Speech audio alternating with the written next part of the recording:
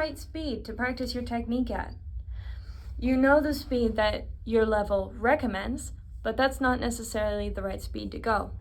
The speed you need to go is the speed where you can play everything accurately.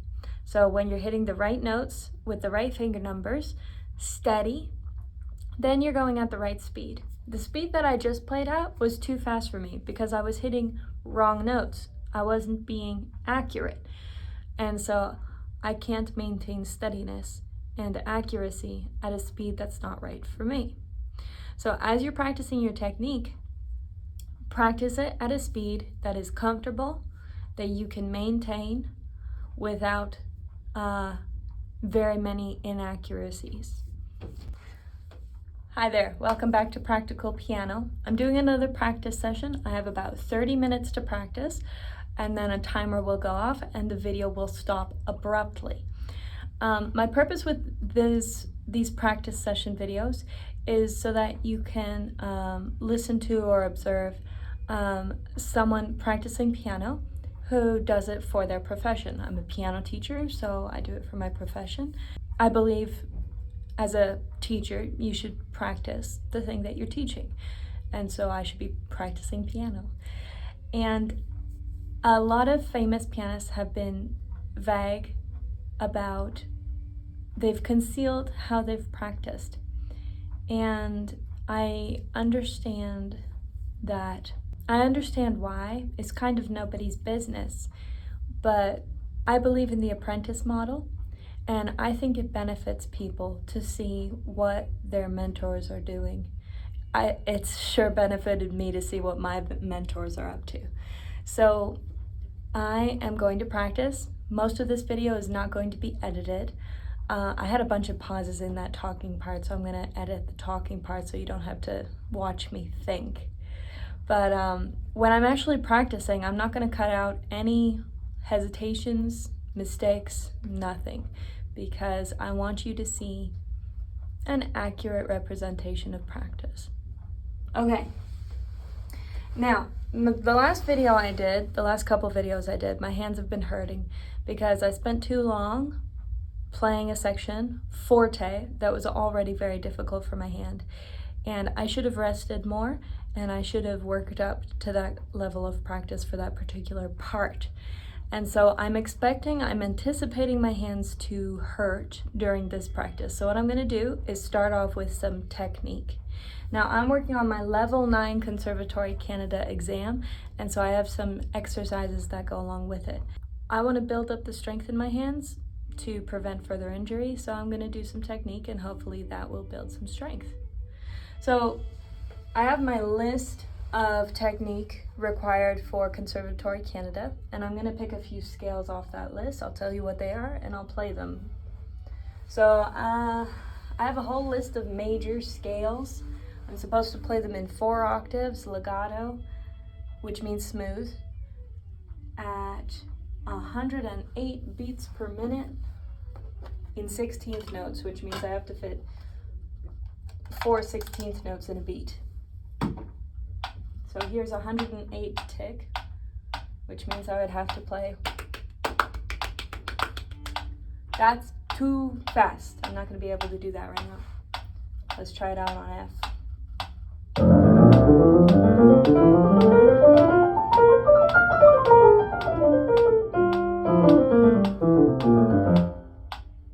I can almost do it, but sloppily, and that's not acceptable to me. And so we're going to take this down in speed to about 88. 88 is a pretty comfortable speed for me for almost anything.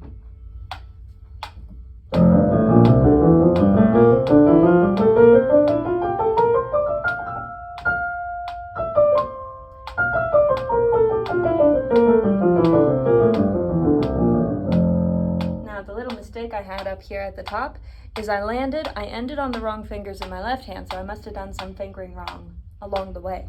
We'll try again.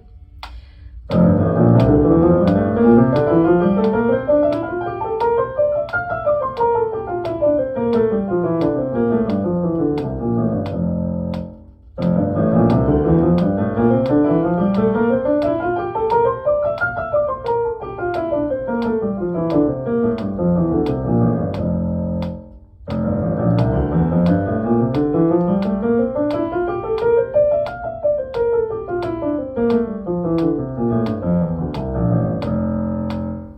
left hand is stiff.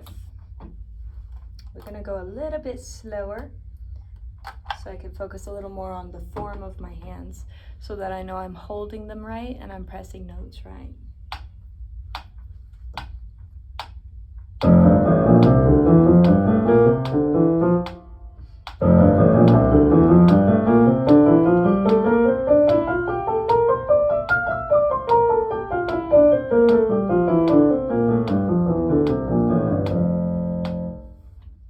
This is a 72, no, that's a 76 beats per minute tick.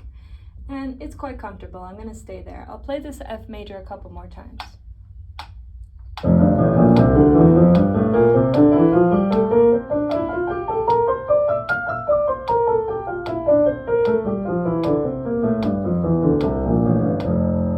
Now what's happening that I'm not happy with is on my way down, my left hand tucks are stiff. I'm rolling my hand to fit my thumb under. So I gotta figure out a way to mend that to fix it.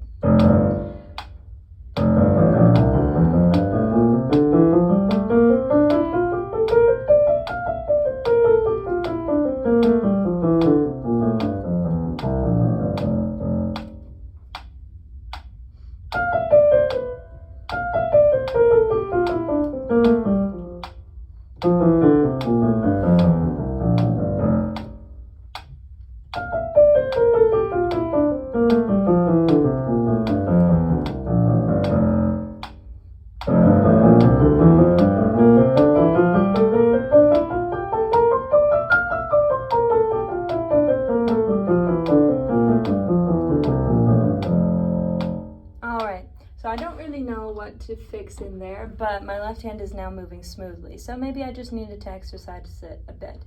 I was focusing that last time on rotating my wrist to fit my hand where it needs to go. So I'm using this motion rather than purely tucking my thumb under. I'm rotating my wrist. All right, we'll maintain this speed. This is 36, and I'm going to play G major. It's not 36, it's 76. 36 would be very slow.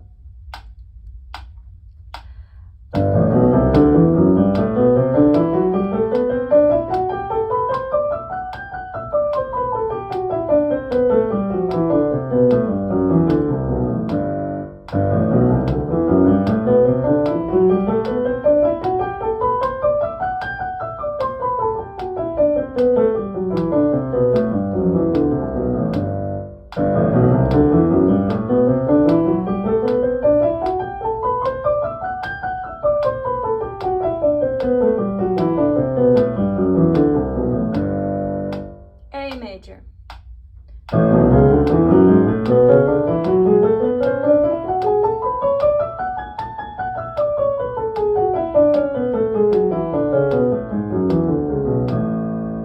Now you heard going up there were several notes where I didn't land exactly on the note. I landed like a little off the note. I slid off the note, or I pressed 2 with one finger. So your aim when you're practicing technique is to press each note distinctly and accurately. So we're going to do that again.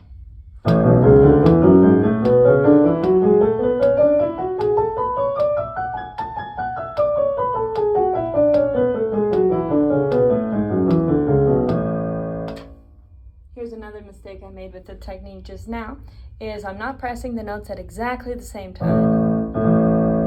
They're just one a little bit before the other instead of. So what I'm going to do to fix that is I'll do a slow staccato practice. Then I'll go back to my normal metronome speed and see if that helped. Now, the reason I'm doing a staccato practice is because I can hit the notes exactly. Staccatos are so short, if you don't hit them exactly, you're going to hear it right away. So it's going to help me be super accurate if I be slow and staccato.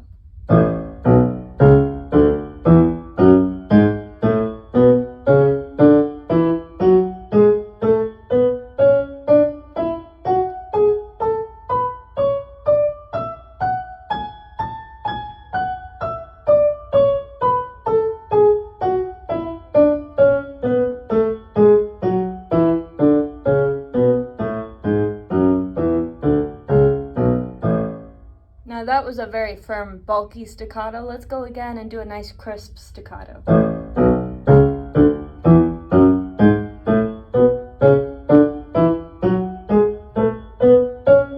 See, I wasn't accurate there. Let's go again.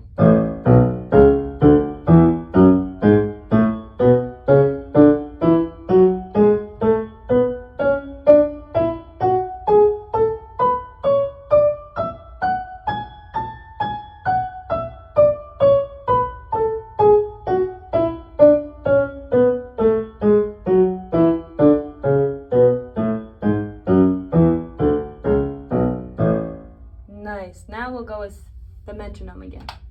Smooth.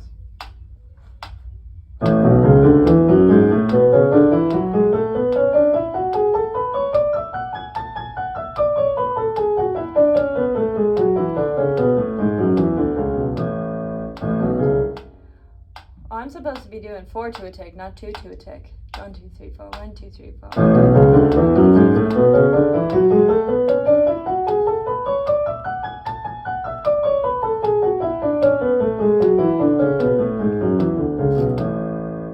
I'm not sure if I played the other ones right, so let's go over those. G.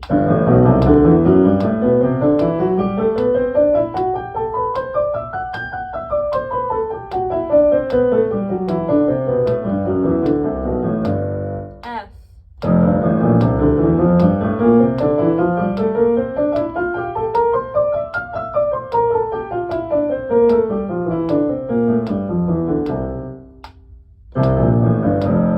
Here, I crossed over at the wrong time.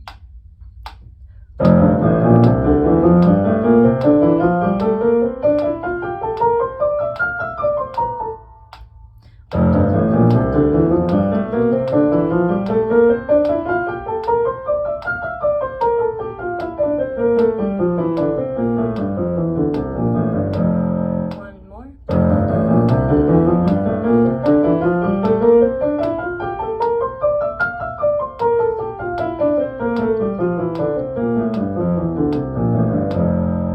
There we go.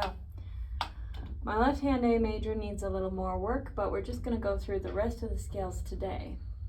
We're going to do B major next.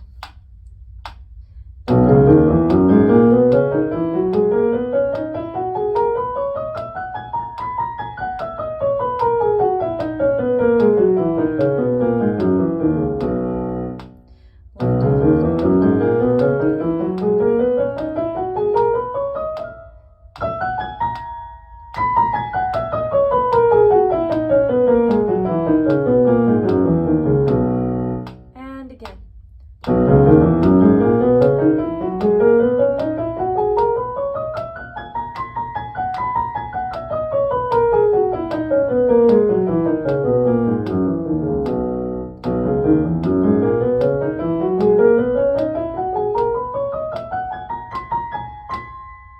Okay, this is I'm hitting in my left hand, I'm hitting C instead of B.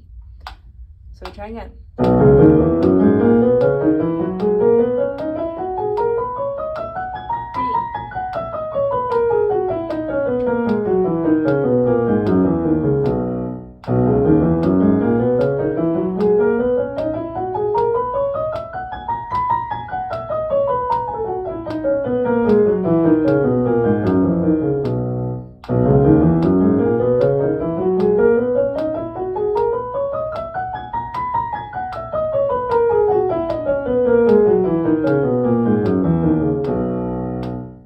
Alright, that one's still a bit messy, but that's okay.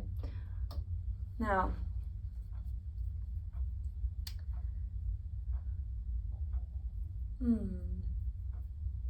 Now, I'm going to show you this exercise. Hopefully you can see my hand this time, because last time I did this one, you couldn't see my hand. So I put my elbow at my side, and I put my arm level with the floor, my forearm level with the floor, and then I tip my hand back, and then I pull each finger backwards. Now, I'm going to stand in case you can't see that. You should be able to see it from here, I think. And I pull each one back and hold it gently. And that stretches all the way down. And then you just angle your thumb at whatever angle the thumb will go. You don't force the thumb to angle, because it's a bit strange. So you let it be strange, because that's how thumbs are, they're just strange. There we go. So however it wants to go back, you put it back. Press against the finger pad, and you can't go wrong. All right. My hands feel warm. I like doing dominant and diminished chords, so we're gonna take a look at those, and we're gonna do a little bit of those. And then we're gonna go and work on something else. Now I'm not gonna use the metronome for my dominants and diminished. They're a technique that I learned only a few years ago, so they're less developed than my major scales, or even my harmonic or melodic scales. Now let's do the dominant seventh, starting on D. Dominant 7. Nice.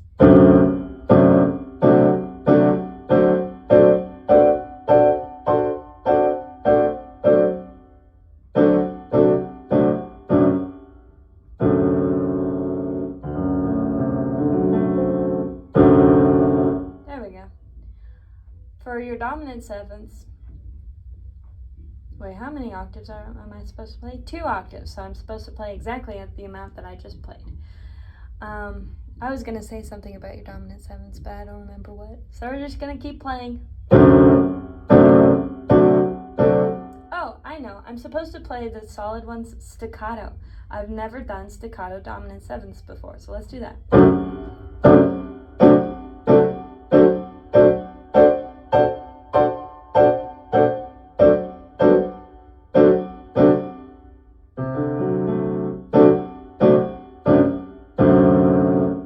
Nice. Okay, that's fun actually. Now the thing that the other thing I was gonna say was when you're playing 4-note chords like this, if you get somewhere and you hesitate and you're like, what's the next note? Hesitate and find the next note. It's easier to fix a hesitation than it is to fix wrong notes. And I don't know exactly why. I think it's because if you play wrong notes, you're patterning your brain to play wrong notes, and you're telling your brain, this, which is wrong, is D dominant 7th. And your brain is like, oh, that's D dominant 7th. But really you should be playing that. So if you just give yourself time to find the right notes, I think that the hesitation is going to be easier to fix because you're not rewriting D dominant 7th in your brain. All you're doing is like shortening the distance between the first D dominant 7th inversion that you know and then the next one. Inversion would be this is 1 inversion, that's the root. That's actually the root, it's not an inversion. Anyways, what I'm saying is like you're playing this one, you gotta find this next one. Take as long as you need to find the next one, to get it right, so that you're telling your brain what the right thing is to play. Because really learning is a process you do with your brain. You use parts of your body, you use your conscious mind, you use speaking and looking and touching and talk. Did I say speaking? Yes, I did. You learn with all parts of yourself, but it all hinges on your brain. I don't know what I'm getting at here. Understand how your brain works, and you'll understand how to learn. You'll understand how to teach yourself. Because when you learn something, you are really remembering it. You're understanding it cognitively, subconsciously, and tactilely. So when your brain knows it, it knows it. But there's a gap between putting the information in and your brain actually processing the information. And that's where you figure out, how do I actually work? How does my mind actually work to catalog things? One key to learning is repetition.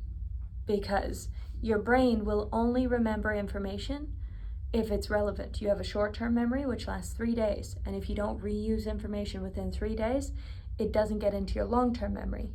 But if you do reuse the information, your brain goes, oh, this is important, we're using it, so it starts to put it in long-term information. And that's when you're learning. Yeah. All right, let's go back to these dominant sevenths, starting on D.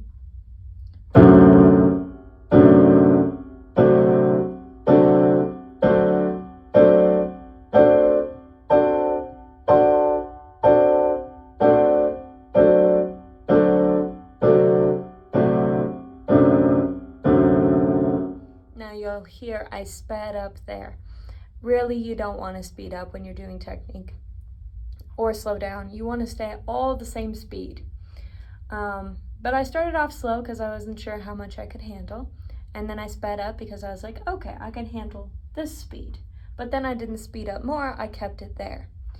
You gotta learn yourself and learn what speeds you're comfortable at, and then try and maintain those speeds.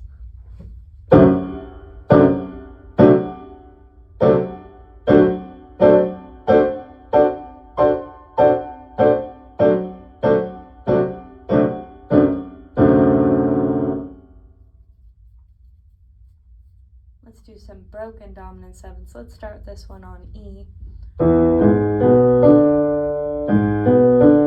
The first time I play a dominant seventh, it always sounds weird because I'm expecting 1, 2, 3 octave, but I get 1, 2, 3 seventh, and it sounds super weird. So anyways, it always catches me a little off guard.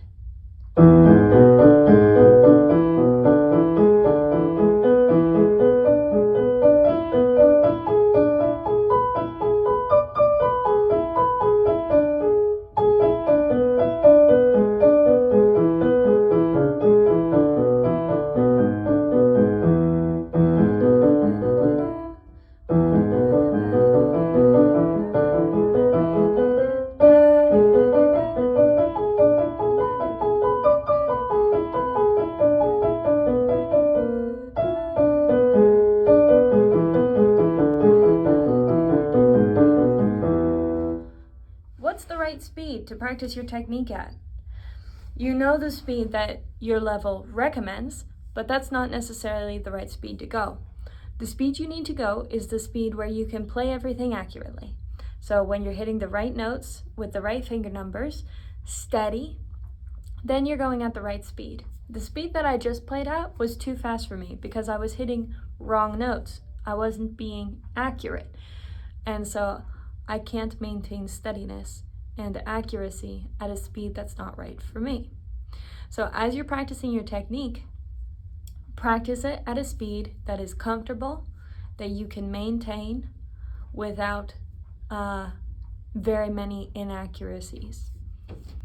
Okay, let's play that one again at a more reasonable speed.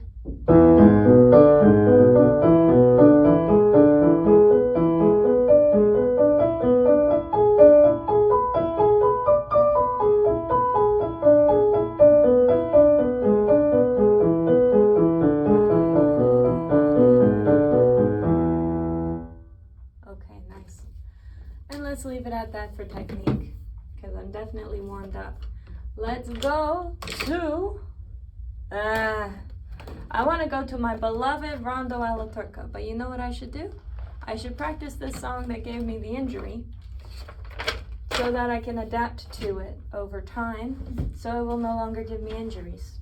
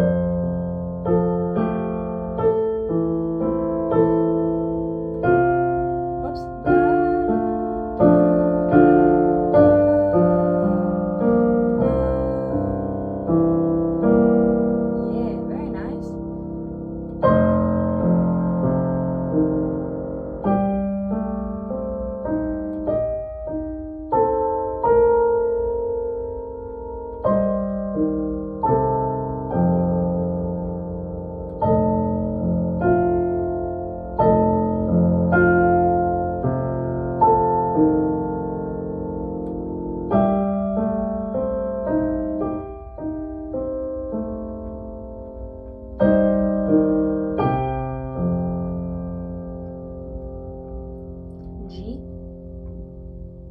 Yes, is a G. A actually is what I was looking for.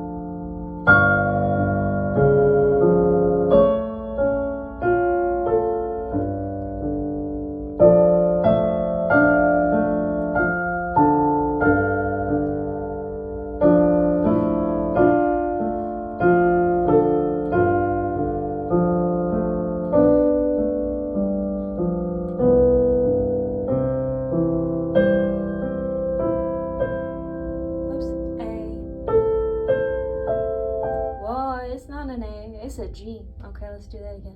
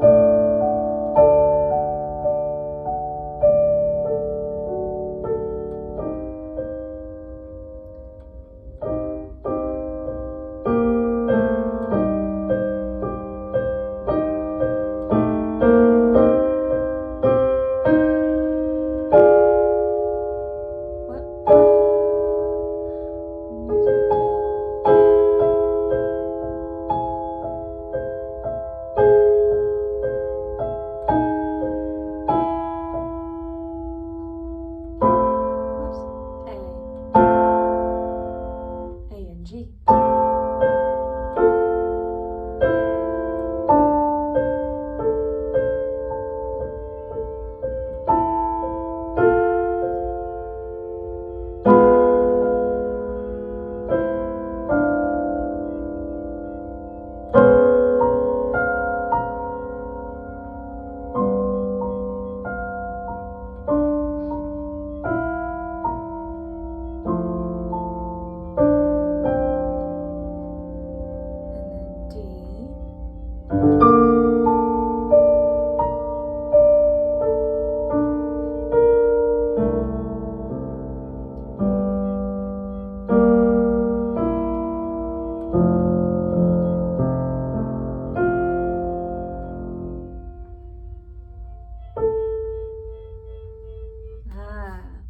See, this is a beautiful song, and I really love it. And I avoid practicing it because these octaves in my right hand are actually painful sometimes. But that was my timer, so we'll have to go. What I was saying is that most of the octaves are played in sections that are supposed to be piano and pianissimo anyways, so they don't need a whole lot of pressure. So what I'm going to do with this song is continue to practice it, and I'm going to focus on following the dynamics instead of what I was doing before, which was drilling loudly just to get the notes correct. And I should have known better. There's a big mistake. So you've already seen me make a huge mistake.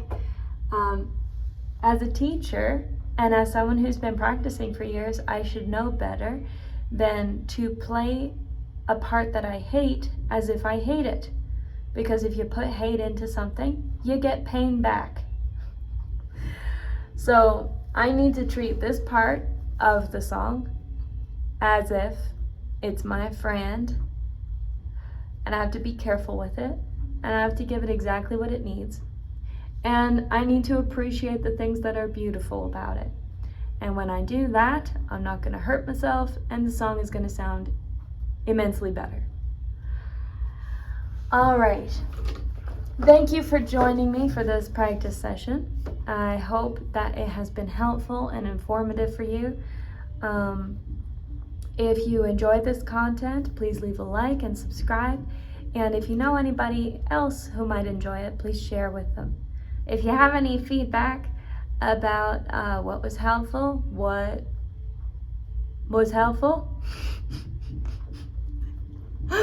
if you have any feedback about what was helpful or maybe similar things that you're experiencing in your practice, please leave a comment.